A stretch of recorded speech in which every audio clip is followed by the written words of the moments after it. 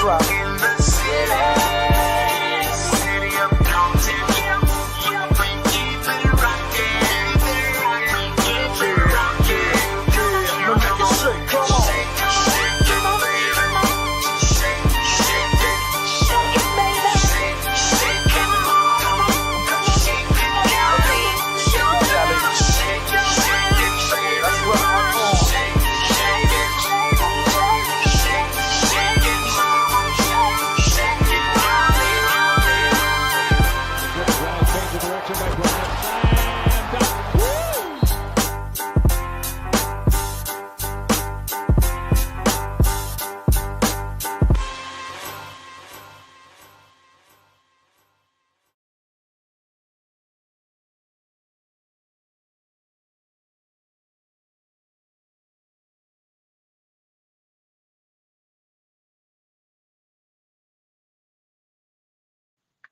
What it do, baby? What's up, Cheyenne? What's good, man? What's good? What's good, y'all? You know what I'm saying? What's good, man? So, excuse me. How y'all doing tonight, man? How y'all doing tonight, man? You know what I'm saying? Wake your ass up. So I wanted to recap this Knicks playoffs game. As you guys know, the Knicks played the Pacers at Indiana. Um, it was a pretty good game. There was a couple of bonehead plays made by the Knicks and the Pacers that I didn't like, that I didn't appreciate. But the Knicks were able to hold on and get the W. And the Pacers, man, it looked like they had full control of this game. They won't stop shooting. They won't stop shooting. So let's get into something real quick. Let's look at the Knicks, man. Let's look at the Knicks real quick. Okay, the man of the hour, right? The man who saved the New York Knicks tonight is Karl Anthony Towns with 24 points, 15 boards. You know what I'm saying? Didn't shoot the three ball that well, but he hit them when they count, right? Wasn't that great all around. 8 for 17 from the floor. I felt like the Knicks should have played more through Towns. For whatever reason, like you got a big man like Cat, and you just go completely away from him. You should go to him the whole game. So the Knicks need to start making Karl Anthony Towns a little bit more of a priority in their offense, right? Jalen Brunson, as we know, he's considered the Knicks' best player, but in this series, the best player needs to be Cat in this particular series. These guys, they could score. Brunson looks like he had 23 tonight. 6 of 18, not really good from the field. 31 minutes, and some of those minutes he spent on the bench in the fourth quarter. Just because of his stature, like I think he's kind of a liability on the defensive end. And they were going at him. You know what I'm saying? So one thing that you guys need to look at, I don't know if you can see it down there at the bottom. I really got to get better at making this shit bigger too. Josh Hart, 10 rebounds. That 10 rebounds right there was pivotal. A couple of clutch boards at the end of the game. And Josh Hart, I mean, like they said during the broadcast, greatest perimeter rebounder in the league. And I don't think it's particularly close, man. Every time I turn around, this dude's getting a board. Bridges, of course, 15 points. And Anunoby had the key defensive plays down the stretch of this game, 16 points. And the Knicks were able to capitalize off the Pacers turnovers, man. The Pacers keep turning over the ball. For some reason, they're in a rush. Even when they have a huge lead, they're in a rush. Don't know why. They only know how to play one way, and that's speed up the game, right? On the flip side, Pacers basketball, um, Halliburton, you know, had 27 assists. Uh, he was okay. I mean, he shot good for the field. He was okay. Uh, didn't shoot good from the three, as you can see. He has 2 of 8. And that's one thing about the Pacers, man. They won't stop taking threes. They just keep jacking them. There's no concept of time. There's no concept of score, nothing. They just keep shooting threes. I don't know what it is. Um, when you get a lead, you're supposed to protect it. That's just how I grew up playing the game. Miles Turner pitched in with 19. Siakam was good, of course, 17 from Siakam. Naismith, 8 points, got injured down the stretch of that game. Um, Naismith has been a beast. Hopefully, uh, that ankle injury is not going to linger and balloon over the course of the next couple of days, because they're really going to need him to be 100% or close to 100%, whatever that means. Um, at this stage in the playoffs, right? Um, let's take a look at this real quick, right? That I want you guys to pay attention. Um, I want you guys to pay attention to the three ball, right? The Knicks, 11 to 32. The Knicks are 11 to 32. Um, the Pacers are 5 of 25. So he just jacking shit. You know what I'm saying? Pause. Once Naismith went to the locker room, I knew the Pacers was in trouble, especially when Scott Foster, aka the extender, is the referee. Um, yeah, I mean, no excuses, man. I mean, I understand what you're saying, but hey, the Pacers just kept running. You know, what's up, Rap God? What's good, man? What's good? The Pacers just kept running, bro. They cost themselves that game. Um, but as you can see, right, 3-point percentage, the Knicks weren't great, right, at 34% as a team.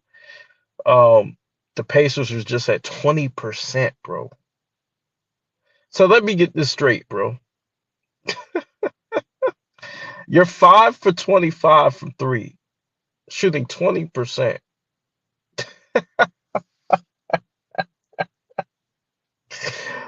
That's the game.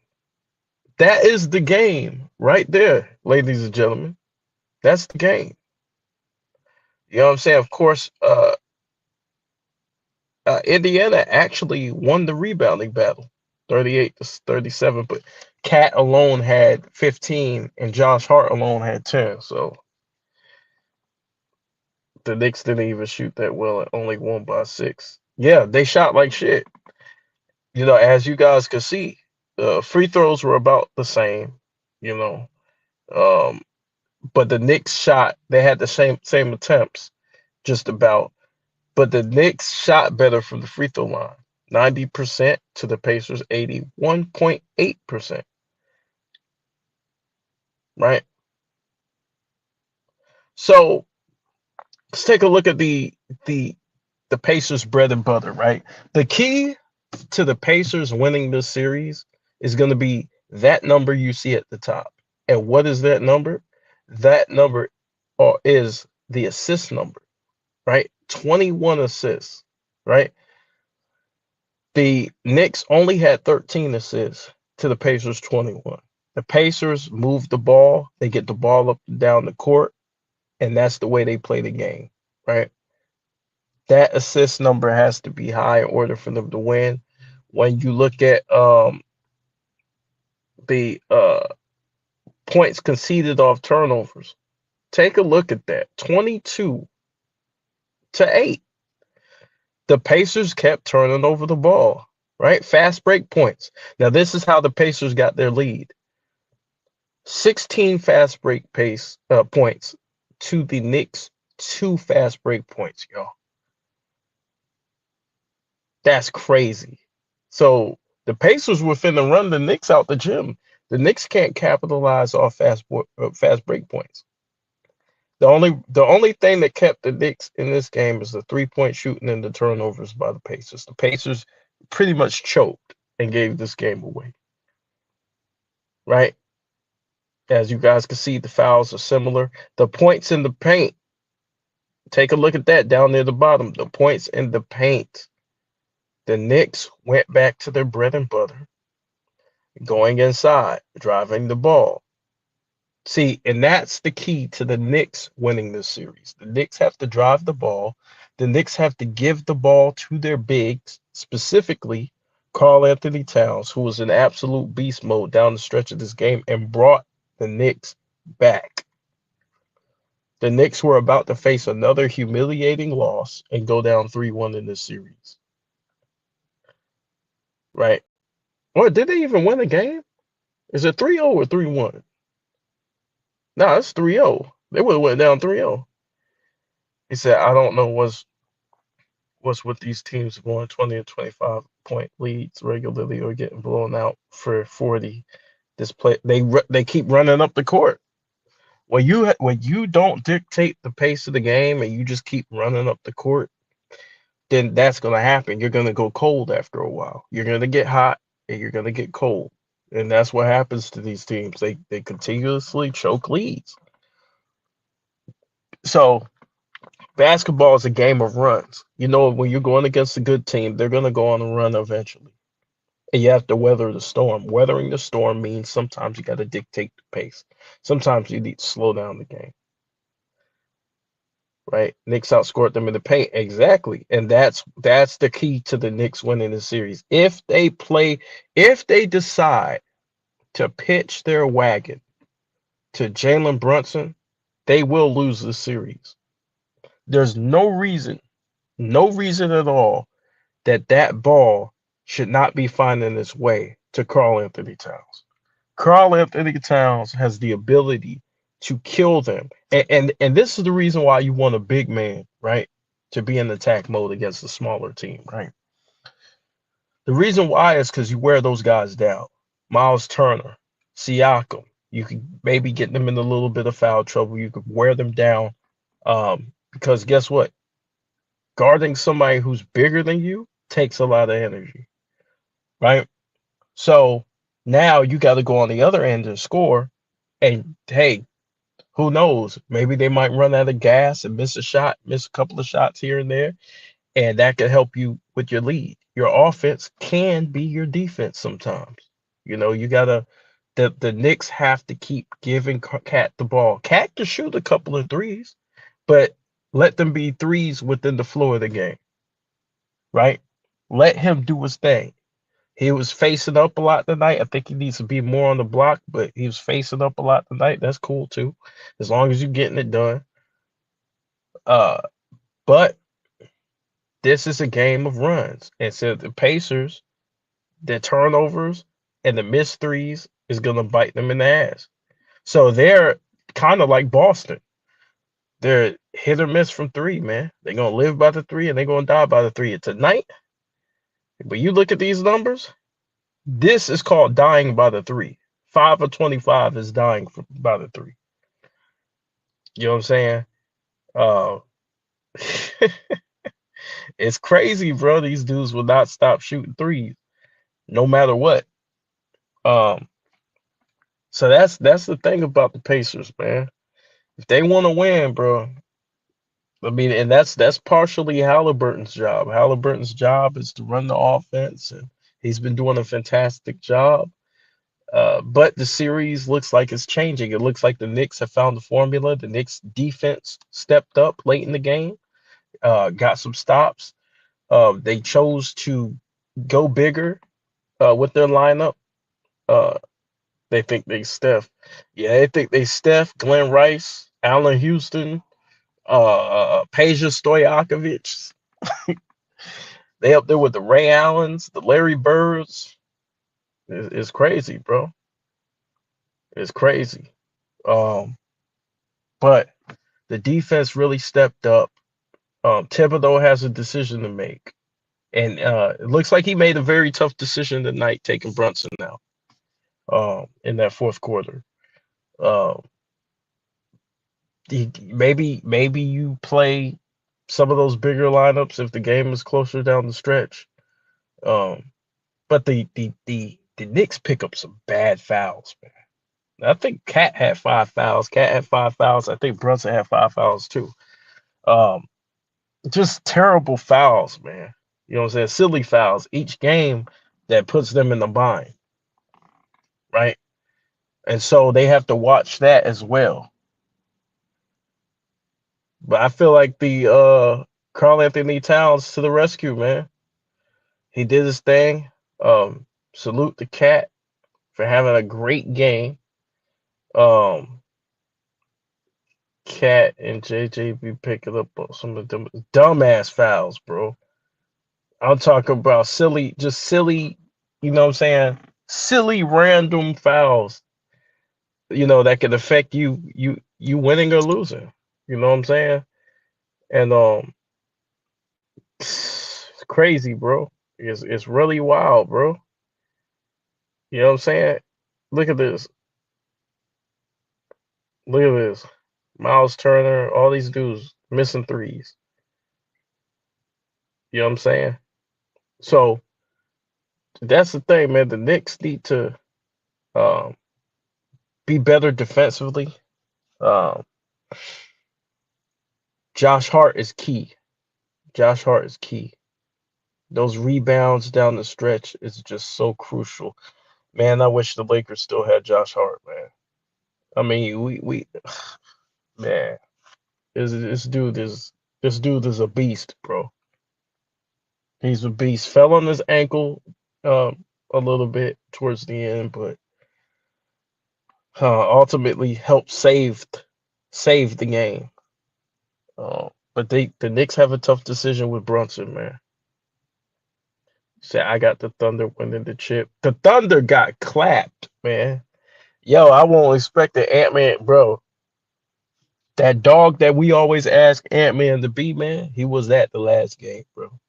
That's and see what one thing people gotta understand when they comparing this dude to Mike and Kobe, they played with that dog more often than not. And that could be his next level, right? Because I seen it. He got it in him. He played mad. And see, you take that negative energy and you use it as motivation, right? People counting you out, people writing you off. You know what I'm saying? Fight. You fight, man. You fight. You get your ass out there and you fight, bro. You give it everything you got and then you live with the results. And I think that OKC didn't come prepared for all that extra energy, and they got slapped in the face, and that's a reality check to get your shit right because you still can lose the series, even though you guys are talented and you rolling through and beating people and things like that. Minnesota's letting you know, listen, we're capable of jumping and kicking that ass. So the Thunderwolves series is going 5 or 6 games. Yeah, it may go 5 or 6 games, but man, uh, they can't keep playing around because you start giving teams confidence, and they start figuring out ways to beat you, figuring out things that work. If you keep fooling with them, go ahead and handle business, get these dudes off the floor, man. But that was belt the ass. The last game completely dominated, man. Ant-Man got some of that Jimmy Butler. Like they rely on their role players too much. Too passive at times, man. Too passive. But to be honest with you, sometimes that's the right way to be. Is Ant-Man's trying to pick his spots. Listen. In the game of basketball, right?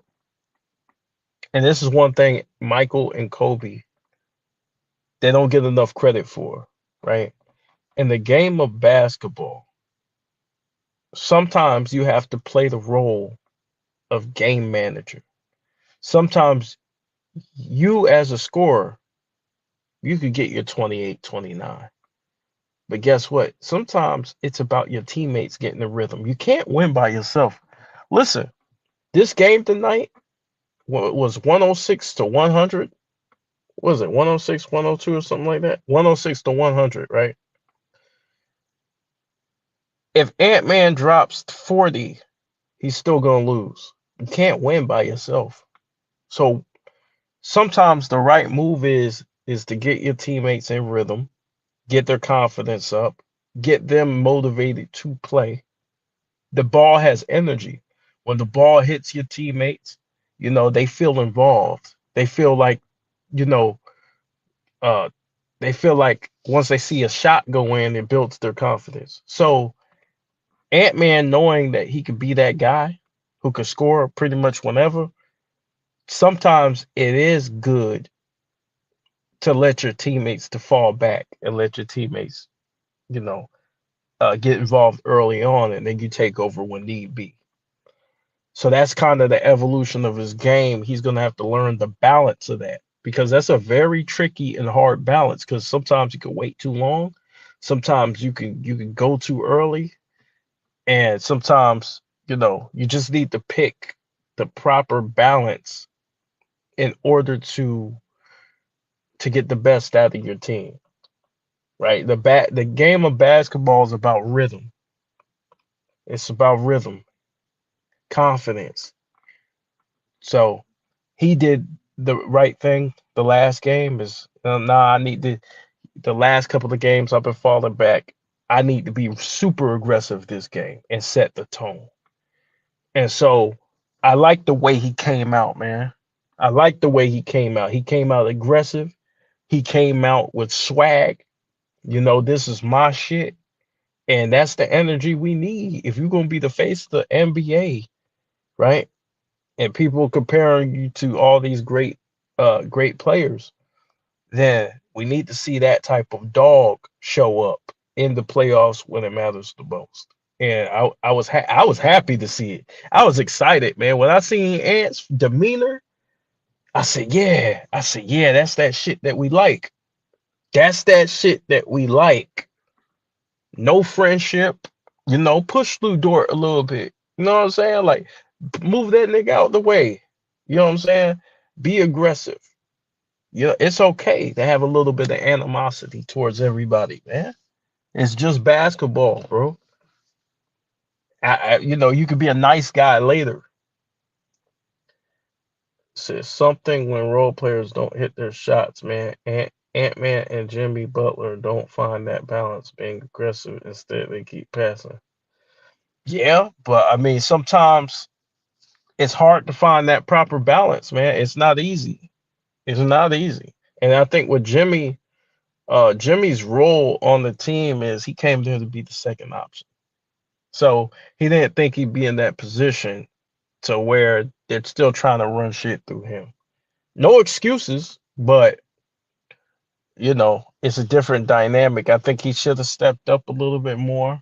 Uh, but I think Ant-Man's did the right thing as far as trying to make sure his teammates get off. Because you see, Julius is taking off for the most part. You know what I'm saying? He's getting the ball, he's doing his things, and you know, let the dude start. Let the dude keep his rhythm. It's just basketball at the end of the day, it's just a game. Nah, when I say it's just basketball, I mean I'm just talking about like as far as the beefing. It's okay to beef on the court. It's okay to not like a nigga on the court. It's not real life. Like you don't really hate these people. You know what I'm saying? It's all about gamesmanship, sportsmanship, well, more gamesmanship than sports. But you guys understand what I'm saying. You know what I'm saying? It's the game within the game. There's a mental part to basketball that everybody leaves out when they talk about the GOAT conversation and who's the best player and this and that. There's a mental aspect to it, bro. Psychological aspect to it. And punking somebody is a part of that psychological aspect. If I can punk you and intimidate you, I can have my way. You know what I'm saying? Or if a bully's picking on you and you punch him in the eye, That's what happens on the basketball court, right? Somebody comes in, waxes you off they home floor or whatever. You come back the next game, you punch them in the eye. That's your get back. That's Ant's get back. And it was good to see, man. I like to see niggas get angry and upset. It means they care. So hopefully he keeps that up. Uh, because the Thunder are a great team. They not gonna like that shit that he did the other night. That ass whooping, they never really got in the game. Um, they never really got in the game, man. It was curtains early. You know what I'm saying? So it just, man. Let me see. So,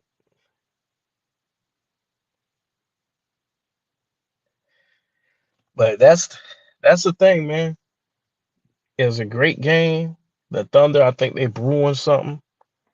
You know, dudes is pissed the fuck off right now. And I bet you all of them dudes were thinking, couldn't sleep at night, tossing and turning, thinking about their get back. And I like that. You know what I'm saying? Uh, but anyways, man, I just wanted to come through and talk about this next game. For a second, touch base with you guys, man. I'm working on the video breakdown of the 2006 Phoenix Suns Game 7. I'm working on that. That's in the works. It's gonna be a long video, just because the information's got to get out um, about what happened and the game plan and all that shit. It's gotta be broken down because there's a lot of I want to say rewriting the history, but there's a lot of sometimes you don't remember stuff. We just don't remember stuff because it's been so long ago. But I'm gonna be covering that. Shout out to Kelvin, by the way, for getting that footage for me. Um, but I just wanted to touch base with y'all, man. I appreciate y'all stopping by. This is another game recap, quicker one tonight. But peace. Oh, thoughts on Rich Paul? Okay, before I go, my thoughts on Rich Paul is I mean, he's a gaslighter, bro. Like, bro, he's a professional gaslighter. The best to ever do it, I think. As far as I've never seen, every time I watch this dude, he just gaslights you every single time, and he's great at it. You know, uh, and then what's incredible to me is how he plays victim. Right, all this stuff pretty much started with him talking about the GOAT. Him going on all these podcasts and saying what he's saying. And then now he don't want no smoke. Now he's like, well, why can't he be the GOAT? Why can't everybody be the GOAT? Well, that's not what you tried to go for. You know what I'm saying? It's like when you put your hand in the oven and you get that shit burnt. You know what I'm saying? That's what happened to him. And now he wants to cower down because the shit that he tried didn't work. Like, nah, bro. Once you start war, bro, let me tell you what type of person I am, bro. Once you start some shit, some unnecessary shit, because it's been 5 years since Kobe died. All this stuff kind of spiraled and went out of control since 2020. And I sat there and I pleaded with these guys. Hey, look, listen, just let people be great, bro. Let people have their opinions. No, they kept doing it. They went even harder at Kobe. They went hard at Kobe's legacy. Even Stephen A. Smith going up there, talking about, well, you can't say Kobe, right? On the show. You can't say Kobe, right? And then Wilbon made his comments, and he was pretty much talking about Stephen A. Talking about y'all can go to hell. Y'all think I'm supposed to put this dude over Kobe and Magic Johnson and Bill Russell and those guys. He said, you guys could go to hell. He talking to Stephen A. Stephen A. sat right there. Stephen A. sat right there and said, Oh no, I appreciate you mentioned Kobe. Nigga, you were trying to eliminate Kobe from the conversation. Don't act like you weren't a part of that. Then the thing about Stephen A is he threw Clutch Sports under the bus. He completely threw Clutch Sports under the bus, talking about that's what they do. Nigga, you doing the same thing. You doing the same shit. You went on a media tour promoting LeBron James at number 2, using your status at ESPN, your status in the sports entertainment industry, in order to put him at number 2. And you thought we wouldn't. You thought that no one would address that, right? So every time somebody gave their opinion about Kobe, here comes Stephen A. Right? And now David Falk, there's a certain level of ass kissing when you get to a certain level, y'all. So now David Falk, somebody who's close to Jordan, somebody who's known Jordan for years, and was his agent, one of the most powerful agents. Because listen, y'all, agents run basketball, right? One of the most powerful agents made a statement, and he stopped the world for a whole day. And they couldn't ignore David Falk's statements because of who he's associated with. Because usually they'll ignore shit they don't like, right? Like the Dwayne Wade comments. They still didn't cover that shit. But yeah, so they Stephen A. Smith is a coward, man. He sat up there, smiled, didn't say nothing to Michael Wilbon. Well, Michael Wilbon threw Kobe's name up there. Nah, talk to Wilbon like you did PK Saban, bro. When PK Saban was over there mentioning Kobe, you were like, nah, no, not Kobe. Right? You don't want to hear no list. LeBron's not number 2. You have to put LeBron number 2 and all this shit. That came from Stephen A. He's trying to throw all that shit on Clutch Sports. But like I said, bro, with the Rich Paul, going back to Rich Paul, bro. This nigga tried to take what he tries to do is he takes little shots at Mike, and then he acts like, oh well, I'm just being respectful. He'll say something nice. And then, you ever had somebody you were around who say some nice shit but try and play you in the same breath? That's what he be doing. He's like, man, well, he had Dean Smith and all this shit. What the fuck does that have to do with what David Falk said? Are you gonna address what David Falk said or not, bro? You know what I'm saying? And that's the bottom line, bro. That's the bottom line. He never refuted what David Falk said at all. The only thing he did was pretty much try to use a shaming tactic. He tried to pull the race card. I mean, this dude's gaslighting ability is crazy, bro. The gaslight game is insane, bro. This nigga used the race card. Hey, Jay Will, you always crying, bro. I was asked a question, bro. I was asked a question from somebody who listens to me. I was talking about the Knicks game. Somebody asked me my thoughts on Rich Paul. So I'm giving them my thoughts on Rich Paul. You always crying. God damn, man. See, y'all make people not like LeBron. This ain't even really, it's about LeBron, but I'm talking about Rich Paul. And I just finished talking about Stephen A. Smith, and you didn't say shit about Stephen A. Smith. But anyways, Jay Will always crying because Jay Will's one of them niggas who have a poster on their wall of LeBron with no clothes on. But anyways, yeah,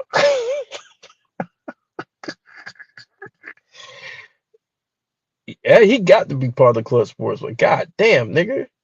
Somebody asked me a question. I'm answering the question. But anyways, bro, with Rich Paul, bro, he's a professional gaslighter. I've never seen anybody gaslight on that level in my life. He brought up the race card, you know. Now it's about and then he always tells a story about his hometown and how people are jealous and people are hating. Man, ain't nobody hating, bro. See this is the thing, right? They ask us, Well, why compare? Why compare? Because if you call yourself the GOAT, you're going to be compared to other people. That's how this works. And then now people are going to start nitpicking, right? And when people start nitpicking, you're not going to like the stuff that they say, right? So what do you try to do?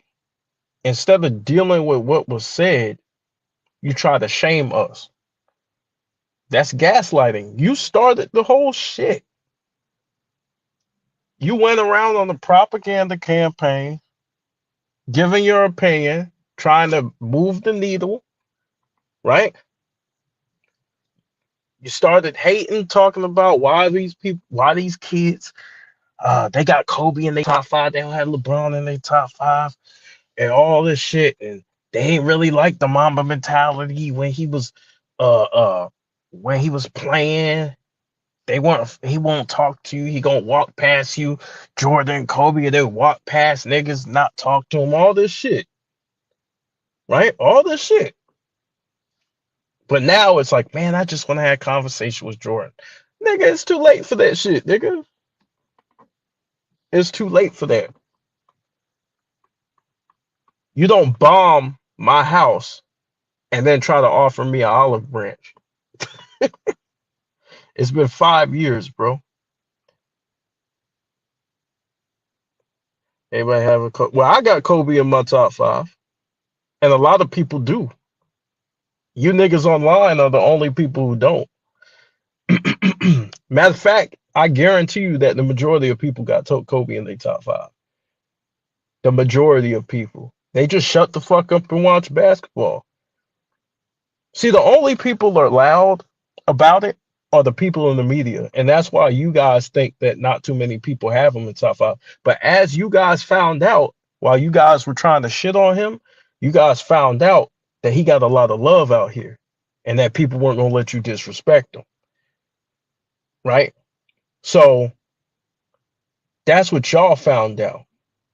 And see, that storm came back and bit you in the ass because you didn't realize the backlash that you were going to get for trying to be an asshole. And so now it's flipped, right? Now you find out people don't fuck with you. You thought people ain't fuck with Kobe. No, people don't fuck with you. Yeah, he said, yeah, that shit was funny. He gaslit the hell out. Yeah, talking about we need to stop revisionist history. All he did was revise history. He lied on Michael Jordan. And see, you can say something nice without curse. Like you can disrespect me without cursing at me. If you lie on me, I view that as disrespect, bro. Because you said Mike had Phil Jackson. Phil Jackson ain't win no championships without Michael Jordan. That's a fact. That's a fact. Right? So, now was David Falk, now I gotta keep it real. David Falk was exaggerating with the 15 championships. But what David Falk proved, what he did was he destroyed the GOAT debate.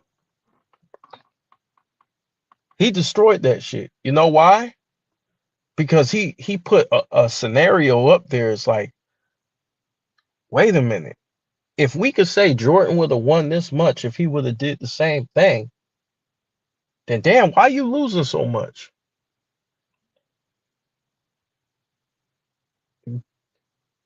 He won as a player and won in a league, another league as a coach. Man, get the fuck out of here, bro. Phil, you talking about another league. We're talking about the NBA, sir. Jordan won a championship in college. That don't mean shit.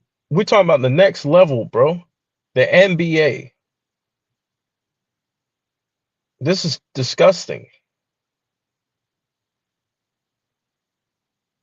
This is sad, bro. This is sad, bro. He didn't have a job yet. This is sad, bro. Y'all can keep trying to rewrite history. We're not doing that shit, bro. We're not doing that shit. So Everybody knows that Michael Jordan would have won more if you would have put him in the same situation. So the whole point about it was David Falk, and I think this is what Michael Jordan is coming back to do, is he's coming back to set the record straight that there is no consensus of having anybody above anybody. It's all people's opinions. And we've been telling niggas to shut the fuck up and let people have their opinions. But you can't do that. You got caught talking shit, and now there's a bunch of apologies. There's a bunch of stuttering. That makes no sense. You're criticizing Phil because he just started head coach of the year before they won. What? What are you talking about?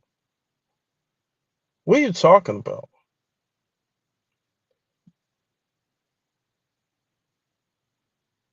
What are you talking about? Phil did not win shit in the NBA when he got with Michael Jordan. That's the facts. They won together at the same time. In Chicago, they built the dynasty together at the same time, simultaneously. You're a crybaby, nigga. Bro, you're crying, bro. You need this. Listen, you need this narrative. See, what you do, Jay Will, is I'm gonna tell you how much of a crybaby you are. And salute to Jay Will, but you a crybaby, bro. Look, this is how much of a crybaby you are, right? You get mad because we point out the facts, right? You need this narrative. You're a narrative creator. You need a narrative of Kobe and Mike needed Phil. No, Kobe and Mike had Phil. They didn't need Phil. They had Phil. Phil was their coach. It's a difference between need and had. Kobe had Phil when he was 20 years old, sir. He didn't need Phil. He had Phil. Jordan didn't need Phil. Jordan had Phil. There's a difference. You're trying to come up with this narrative push that, oh, well, they can't win without Phil. There's no evidence to support that they can't win without Phil. That's stupid. There's no evidence to support that. You need that because you're trying to boost LeBron. That's what you need. You guys need that narrative. You need that narrative. You guys built a whole stack of lies that don't make sense in order to propagate a narrative. We saw MJ before Phil and after Phil, loser. Okay, MJ's a loser now.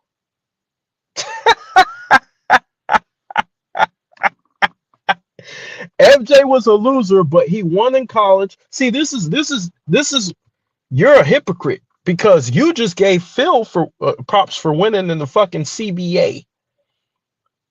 But Jordan, who won the Olympic gold medal, who won in college, now is a loser. How does that make sense? Kobe, who won a high school championship, yes, and he has the record in Philadelphia, right, for his high school. So what are you talking about? Kobe won in the Olympics with fucking Mike Krzyzewski was the coach. What are you talking? Oh, by the way, they were winning bronze before Kobe got there too in the Olympics. You remember that, Jay Will, when they were winning bronze, and it took Kobe to come help them niggas win? You remember that? So you're putting up a narrative that these guys couldn't win without Phil. You brought up the CBA, which is another basketball league. You brought that up, sir. You brought that up. So I just debunked and murdered your logic. Your logic makes no sense. You're a sucker, bro. It's bad logic.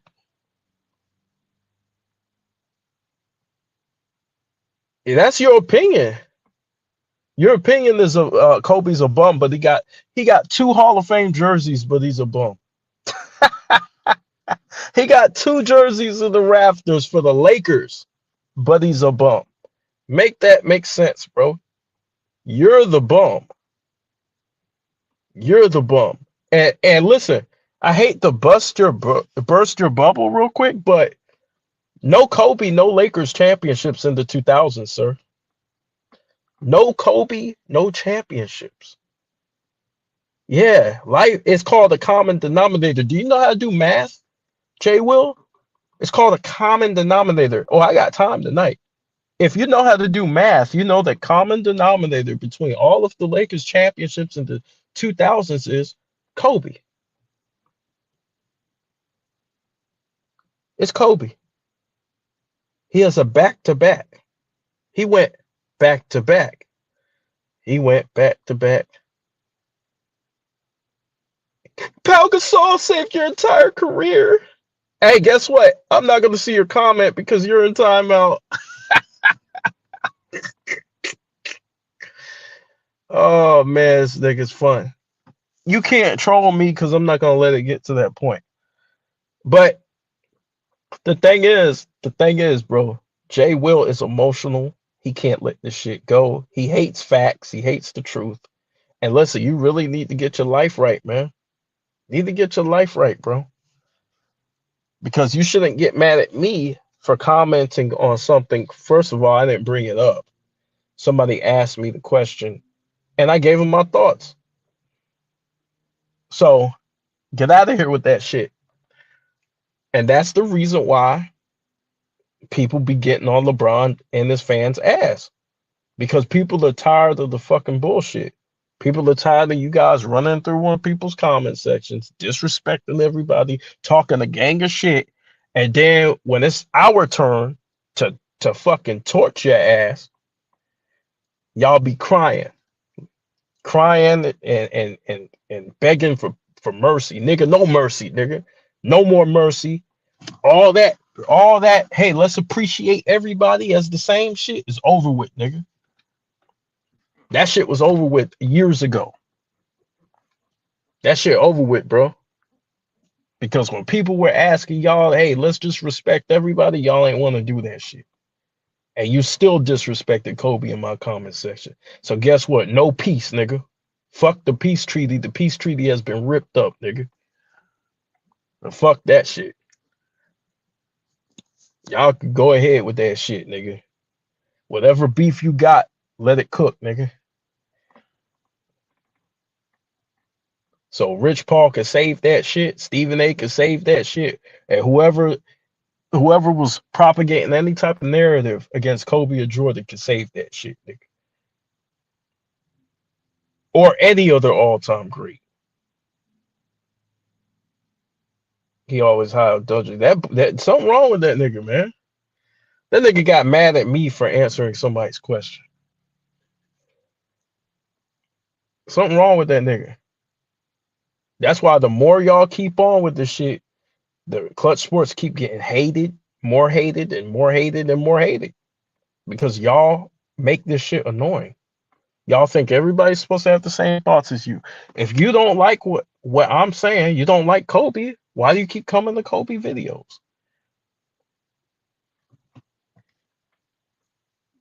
Why? Why not watch LeBron porn? Man, shortly you could watch LeBron and Diddy do some dance videos or some shit. Why you fucking with me? Next time I won't bring up his name. Listen, I actually prefer y'all just don't mention LeBron, bro. Because it's an annoying conversation, bro. It's very annoying, bro. Because then they gonna get up here, they gonna get in their feelings because I'm asked a question. Um, and it's sad, man. It's sad. They have some type of emotional attachment for no reason. No one's listen. He spent all this time attacking other niggas, and then when niggas respond, they victims now.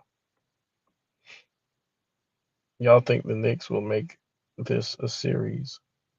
They can. Now that they won one game, man, they're back in it. They can. It's 2-1. So all they gotta do is win one game, man. Be right back in it. Do you believe Halliburton is a superstar? He can be. He's borderline, but he got to prove himself.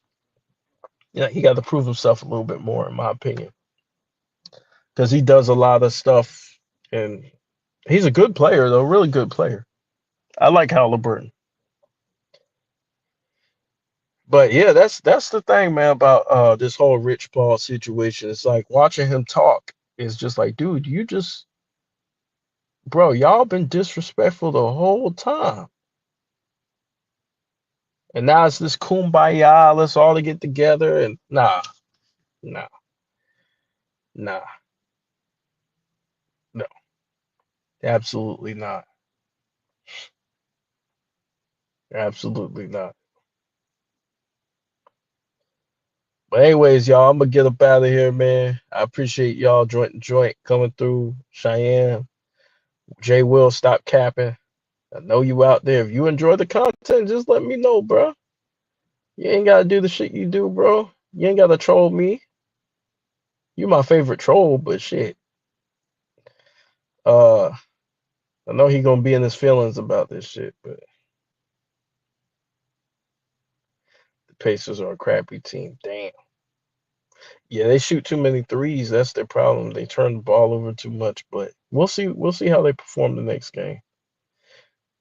But all right, y'all. I'll let y'all, man. Peace.